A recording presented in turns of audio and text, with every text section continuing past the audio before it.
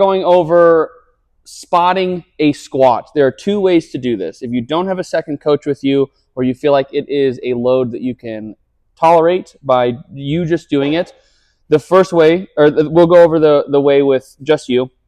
So your client and you, or whoever you're working with, are going to have a conversation because it is a little bit more of an intimate spotting situation.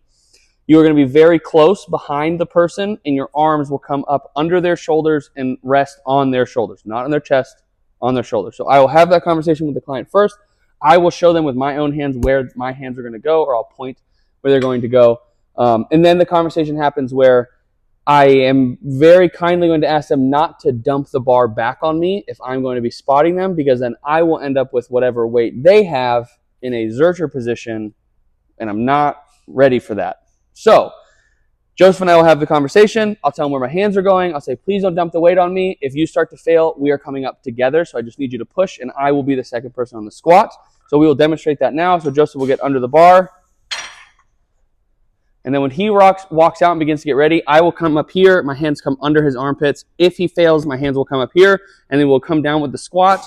I am not giving him any assistance. If he goes to fail, I am here, and we lift up together and then step in to the rack. So I'm going to help him get up by placing my arms up under his armpits and driving up through my shoulders, elbows, and into his armpits to stand up.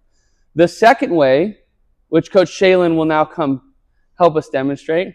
Everyone say hi to Coach Shaylin. Woohoo! Okay, so Joseph's going to unrack the bar. Our hands are going to make a little cup like this, or hands under, depending on the height.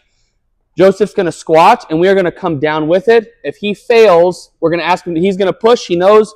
We'll come under the bar, and then Shaylin and I, or whatever coach you are with, will rack the bar with them. So in all situations, the squatter is going to continue squatting unless they fall, which happens sometimes where they go to get up. Something happens, they can't push, their leg gives out, anything.